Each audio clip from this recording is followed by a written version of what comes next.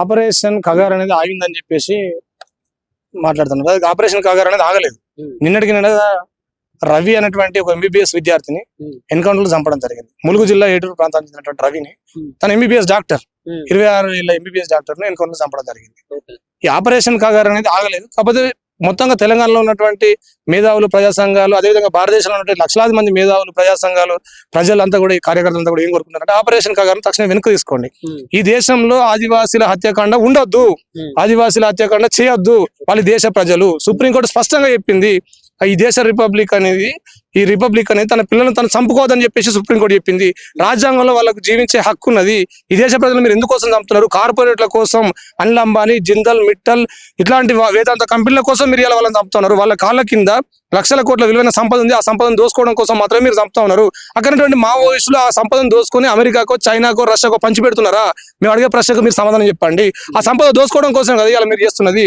మీరు అభివృద్ధి చేస్తామంటారు. ఇప్పటివరకు ఏ అభివృద్ధి చేయించాలి? ఆదివాసులకు కనీసం విద్య లేదు, వైద్యం లేదు, ఇలా కనీసం వాళ్ళకు కరెంట్ లేదు, రోడ్లు లేవు, కరెక్ట్ తాగునీరు లేదు, సాగునీరు లేదు. అట్లాంటి వాటిని ఈరోజు ప్రభుత్వాలు ఇక్కడ విప్లవకారులు అక్కడ వాళ్ళకు చైతన్యం అందించి కొంత వాళ్ళకు చదువు, కొంత వాళ్ళకి చైతన్యం, ఆరోగ్యం పట్ల శ్రద్ధ, వాళ్ళకు కొంత జీవన ప్రమాణ స్థాయిని పెంచిల్లు. వాళ్ళతో కలిసిమెలిసిళ్ళు. కానీ ఇలా ఆదివాసీలను చంపడం కోసం, మావోయిస్టుల సమస్య కాదు ఇది. ఆదివాసులను మొత్తంగా అక్కడ లేకుండా చేస్తేనే వీళ్ళకి ఈ సమస్య పరిష్కారం అవుతుంది.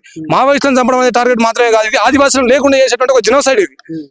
ఈ కగారును వాళ్ళు వెనక్కి తీసుకోవాలని చెప్పేసి లక్షలాది ప్రజానీకం ఇక డిమాండ్ చేస్తా ఉన్నాను. ఇప్పుడు మావోయిస్టుల గురించి చూసుకున్నట్లయితే లొంగిపోవడానికి సమయం ఇచ్చినప్పటికీ కూడా ఇంకా కూడా అదే వైఖరితో వాళ్ళు ఉన్నారు. కాబట్టి ఈ ఆపరేషన్ అనేది కంటిన్యూ చేయడం జరుగుతా అని చెప్పేసి కేంద్ర ప్రభుత్వం చెప్తా ఉంది. వాళ్ళు లొంగిపోవడానికి వీళ్ళు సమయం ఇవ్వడం కాదు. మావోయిస్టు పార్టీ కేంద్ర కమిటీ అధికార ప్రతినిధి అభయ్ చాలా స్పష్టంగా వాళ్ళ ప్రకటన తెలియజేయడం జరిగింది. మేము కాల్పుల విరమణకు సిద్ధం, మేము శాంతి చర్చలకు సిద్ధం. ప్రభుత్వం తరపున వాళ్ళు కూడా కాల్పుల విరమణ ప్రకటించాలి. కాల్పుల విరమణ ప్రకటించిన తర్వాత ఈ దేశంలో నుండి మేము కోరుకున్న వాళ్ళ ప్రకటనలో స్పష్టంగా చెప్పింది, ఈ దేశంలో కుల సమస్య ఉంది, కుల వివక్ష ఉంది, మత వివక్ష ఉంది, ఈ దేశంలో ఆకలి ఉంది, అంటరానితనం ఉంది, చదువు లేదు, అదేవిధంగా ఈ దేశంలో జాతర సమస్య ఉంది, ఈ దేశంలో భూమిపై అందరికి హక్కు ఉంది. ఇట్లాంటి సమస్యల పరిష్కారం ప్రభుత్వాలు చేస్తే ఈ రోజు ఈ సమస్య ఉండేది కాదు. ఈ రోజు విప్లవకారులు మేము తయారయ్యే వాళ్ళం కాదు. మీరు మొత్తంగా విఫలమైలు కాబట్టి మేము ఒక సమాజం కోసం ఈ పోరాటం చేస్తున్నామని వాళ్ళు స్పష్టంగా చెప్పిళ్ళు. మీరు కాల్పుల విరమణ చేసి శాంతి చర్చలకు వచ్చినప్పుడు ఈ సమస్యలను మనం ఎజెండాగా పెట్టుకొని మాట్లాడదామని చెప్పేసి వాళ్ళు మాట్లాడుతూ ఉన్నారు. కానీ ఇట్లాంటి సందర్భంలో మీరు సరెండర్ కాండి, ఆయుధాలు వదలండి అంటే, ఆయుధాలు వదలడానికి అది కేవలం ఒక సైనిక సమస్య, శాంతి భద్రతల సమస్య కాదు. అది రాజకీయ, ఆర్థిక, సామాజిక సమస్య. వాళ్ళ ప్రకారం మనం స్పష్టంగా అర్థం చేసుకోవచ్చు. వాళ్ళు మన తెలంగాణలో ఉన్నప్పుడు కానీ, లేకపోతే వాళ్ళు ఇప్పుడు భారతదేశంలో ఏ రాష్ట్రాల్లో అయితే ఉన్నారో ఆయా రాష్ట్రాల్లో వాళ్ళు చేసింది ఏంది? మొదటగా దొరలకు, భూస్వాములకు వ్యతిరేకంగా పోరాటం చేసింది. ఇలా ఉస్మానియా యూనివర్సిటీలో ఇంతమంది విద్యార్థులు చదువుకున్నారంటే, ఇలా యూనివర్సిటీలో చదువుకోవడం, మేధావులుగా మారడం, డాక్టరేట్లు, గ్రాడ్యుయేట్లుగా మారడం అంటే కారణం ఏంటంటే ఇలా చదువు అందరికీ అందింది, దానికి ఒక పోరాటం ఉంది. ఇలా అందరికీ ఎంతో కొంత భూమి దక్కిందంటే వాళ్ళ పోరాటం ఉంది. వాళ్ళ ఎజెండాలో 2004 చర్చలప్పుడు కూడా వాళ్ళ ఎజెండాలో ఏముందో చూడండి. అట్లా చూడకుండా మీరు మొత్తంగా మీరు ఆయుధాలు వదిలేయండి అంటే అది ఒక రాజకీయ పార్టీ, అది ఒక ఉద్యమ పార్టీ. అది ఎట్లా వదిలేస్తుంది? ఒక ప్రాతిపదికన, చర్చలకు ఒక ప్రాతిపదిక ఉంటుంది. ఆ ప్రాతిపదికన మనం మాట్లాడుకుందాం. మీరు కాల్పుల విరమణ అని చెప్పేసి, అది కాల్పుల విరమణ రాజ్యాంగబద్ధమైనటువంటి హక్కు. ఒకవైపు మేము కాల్పుల విరమణ కోసం మేము కృషి చేస్తుంటే మీరు మరొక వైపు హత్యలు చేయడం సరైనది కాదు, ఎన్కౌంటర్ చేయడం సరైనది కాదు అని చెప్పేసి కూడా వాళ్ళ ప్రకటన ద్వారా తెలియజేస్తా ఉన్నారు. అయితే అదే విధంగా చూసుకున్నట్లయితే మావోయిస్టు భావజాలాల్లో ఉన్నటువంటి ఎవరైతే ప్రొఫెసర్లు, ఎవరైతే ముఖ్య వ్యక్తులు అయితే ఉన్నారో వాళ్ళు మాత్రం ఇక్కడ ఉస్మానియా యూనివర్సిటీ వేదికగా అడ్డుకునే ప్రయత్నం అయితే చేస్తా ఉన్నారు. అంతేగాని వాళ్ళని అంటే కాపాడాలనే ఉద్దేశమో లేకుంటే ఇంకో ఉద్దేశమో కాదన్నట్లు కూడా ఉన్నారు. అవసరం అయితే వీళ్ళని కూడా ఎన్కౌంటర్ చేయాలి, అడ్డుకునేటటువంటి వ్యక్తులని అంటున్నారు. వాళ్ళకు ఫస్ట్ రాజ్యాంగం మీద నమ్మకం ఉందా? కోర్టుల మీద నమ్మకం ఉందా? రాజ్యాంగం జీవించే హక్కు ఉంది, వచ్చింది. అట్లాంటప్పుడు మేము అంటున్నాం మిమ్మల్ని కూడా ఎన్కౌంటర్ చేయాలని అంటలేము. మేము మీకు జీవించే హక్కు ఎట్లుందో మాకు అట్లా జీవించే హక్కు ఉంది అంటున్నాం. మేము హింసకు వ్యతిరేకం అంటున్నాం. ఈరోజు మన మాజీ ముఖ్యమంత్రి కేసీఆర్ డైరెక్ట్ వాళ్ళ పార్టీ ఆవిర్భావ సభలో ఈ మావోయిస్ట్ పార్టీతో చర్చలు చేయాలన్నారు. ఆయన కూడా ఎన్కౌంటర్ చేయాలన్నా, అక్కడ సభాకాశంలో అందరినీ ఎన్కౌంటర్ చేయాలన్నా? మీరు హింసా ప్రవృత్తి మీది.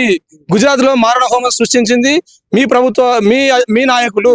మేము ఎప్పుడు కూడా హింసకు వ్యతిరేకమే, మేము శాంతిని కోరుకుంటున్నాం. శాంతి ద్వారానే ఈ సమాజం అభివృద్ధి అని చెప్పేసి మేము కోరుకుంటా ఉన్నాం. ఈ చైతన్యవంతమైనటువంటి తెలంగాణ నెలలో ఈ ఉస్మాన్ యూనివర్సిటీ అధ్యాపకులుగా మాకు సబ్జెక్టులలో ఉంటుంది. మార్క్సిజం ఉంటుంది, అంబేద్కరిజం ఉంటుంది, పూలేవాదం ఉంటుంది, మావోయిజం ఉంటుంది, అంతా మాకు సబ్జెక్టులు ఉంటుంది. మీరు చదువుతున్నారు ఫిలాసఫీ అయిన వాళ్ళకి మీకు తెలుస్తుంది, పొలిటికల్ సైన్స్, ఎకనామిక్స్ అయిన వాళ్ళకి మీకు తెలుస్తుంది. దానిపై చర్చలు జరిగి ఒక యూనివర్సిటీ అంటే ఒక ఇంటెలెక్చువల్ సెక్షన్ బయటకు వస్తుంది, అనేక సమస్యలకు ఇక్కడ పరిష్కారాలు బయటకు వస్తాయి.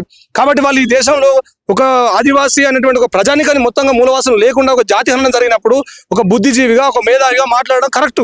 వాళ్ళు రాజ్యాంగం పరిధికి లోబడి రాజ్యాంగంలో హక్కులను గౌరవిస్తూ వాటిని కాపాడుకోవాలి, దేశ ప్రజలను కాపాడుకోవాలి, దేశ సంపద కాపాడుకోవాలని చెప్పేసి చైతన్యవంతమైనటువంటి ఉస్మానియా విద్యార్థులుగా, ప్రొఫెసర్లుగా, ఈ తెలంగాణ ఉద్యమానికి నాయకత్వం వహించిన, విప్లవ ఉద్యమానికి నాయకత్వం వహించిన, అనేక ప్రజల శాంతి కోసం పోరాడినటువంటి యూనివర్సిటీ అధ్యాపకులుగా అది సామాజిక బాధ్యత వాళ్ళు మాట్లాడుతున్నారు. దాంట్లో తప్పేముంది? వాళ్ళు ఎట్లా ఎన్కౌంటర్ చేస్తారు? మీరు ఈ మాటలు మాట్లాడే వాళ్ళందరూ కూడా పిచ్చి వాళ్ళు అనుకుంటున్నారు. నేను వాళ్ళు చదువుకున్నారా లేదా?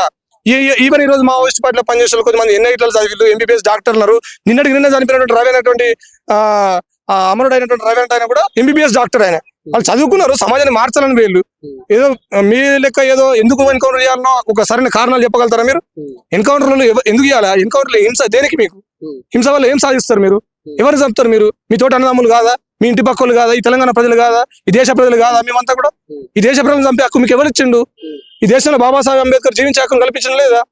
మీరు ఒక పక్క అంబేద్కర్ ఫోటో పట్టుకుంటారు, ఒక పక్క రాజ్యాంగాన్ని గౌరవిస్తామంటారు, ఇంకో పక్క ఇదేంది మీ సిద్ధాంతం? ఈ తప్పుడు సిద్ధాంతాలతో మీరు ఎవరిని గందరగోళం చేస్తారు? మొదటగా మీరు తెలుసుకోండి, రాజ్యాంగం చదవండి.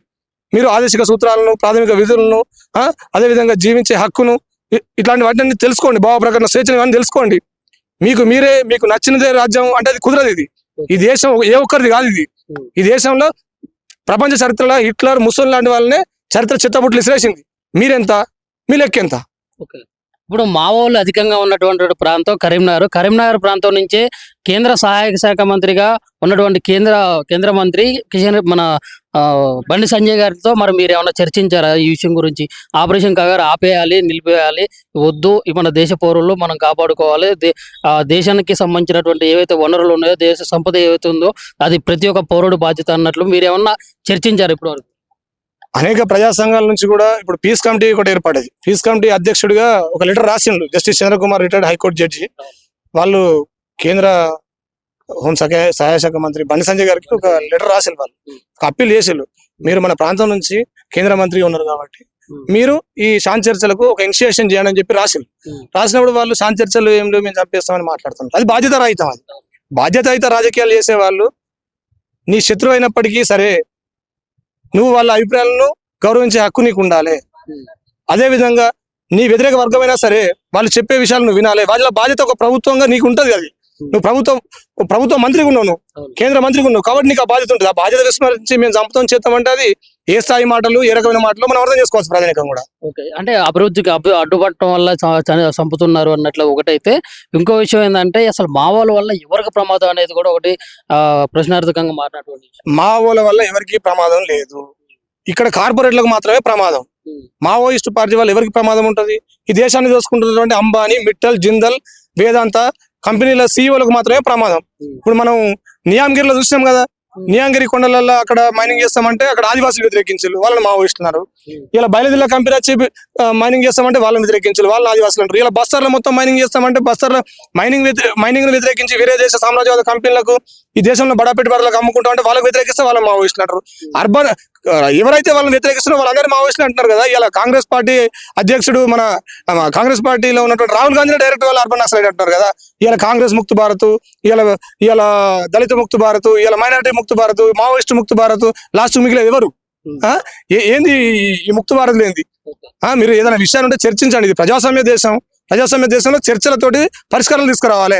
చర్చకు మీరు రావడం అర్థమైంది. మీరు ఎందుకు తప్పించుకుంటున్నారు చర్చలు రాకుండా? చర్చల బాధ్యత ఎవరిది? చర్చలకు వస్తే మీరు ఏ అభివృద్ధి చేసినా తెలుస్తుంది కదా. అభివృద్ధి అంటున్నారు కదా, మీ అభివృద్ధి చేసినా అంటున్నారు కదా, ఏ అభివృద్ధి చేసినా అనేది చర్చలకు వస్తే తెలుస్తుంది కదా. చర్చలు ఎజెండాగా పెట్టుకోవచ్చు కదా. మనం మీరు సీజ్ ఫైర్ చేయండి, చర్చలకు రండి. ఈ విషయం గురించి మరి రాష్ట్ర ప్రభుత్వం గౌరవ ముఖ్యమంత్రి రేవంత్ రెడ్డి గారు డైరెక్ట్ గా ఇది శాంతి భద్రతల సమస్య కాదు, మా పార్టీ దీన్ని ఆర్థిక, రాజకీయ, సామాజిక సమస్యగా చూస్తుంది. శాంతి చర్చల విషయంలో ఆ పార్టీ ఎంపీ కేశవరావు గారు కూడా రాష్ట్రపతికి లేఖ రాసిళ్ళు. శాంతి చర్చల విషయాన్ని మేము పరిశీలిస్తున్నాం, మా అధినాయకత్వం ద్వారా మేము తెలుసుకుంటామని చెప్పేసి దాన్ని మరొక సందర్భంలో మేము చర్చిస్తామని చెప్పేసి చెప్పిళ్ళు. తను అధికారం లేనప్పుడే నక్సలైట్లు ఉంటే బాగుండని చెప్పేసి కూడా రేవంత్ రెడ్డి మాట్లాడాడు. అవునా కదా? ఈ సందర్భంలో మనం అర్థం చేసుకోవాల్సింది ఏంటంటే ఇది ఒక సైనిక చర్య ద్వారా పోయేది కాదు. ఇది ఆకలి ఉన్నంత కాలం, వివక్ష ఉన్నంత కాలం, కులమత భేదాలున్నంత కాలం, స్త్రీ పురుష భేదాలున్నంత కాలం, జాతర సమస్యలున్నంత కాలం, భూమిపై అందరికి హక్కు దక్కే వరకు, ఈ సహజ వనరులపై అందరికి సమానంగా హక్కు దక్కే వరకు ప్రజలే పోరాడతారు. కుమ్రం మేము ఇప్పుడు మావోయిస్తున్నాడా? కుమ్రం మేము పోరాడలేదా? బిర్సా ముండా పోరాడలేదా? అల్లూరు సీతారామరాజు పోరాడలేదా? వీళ్ళంతా ఆదివాసీ పోరాటగారులు, వాళ్ళు మావోయిస్టుల, వాళ్ళంతా వాళ్ళ హక్కుల కోసం పోరాడతారు. ఎక్కడైనా హక్కుల కోసం పోరాడడం అనేది సహజం. ఒకవేళ ఇప్పుడు నువ్వు అధికారం లేకపోతే నువ్వే కూడా పోరాడతావు కదా ప్రజల తరపున. బీజేపీ కూడా పోరాటం చేయలేదా? కొన్ని సందర్భాల్లో కొన్ని విషయాల్లో మాట్లాడినా లేదా వాళ్ళు? మరి మళ్ళీ తెలంగాణ కోసం మీరు మాట్లాడలేదా? అప్పుడు మరి వాళ్ళంతా కూడా మావోయిస్టులు వెళ్ళా? అవునా కాదు? ఈ విషయాలను కూడా ఆలోచించాల్సిన అవసరం ఉంది ఇప్పుడు ఎంతైనా.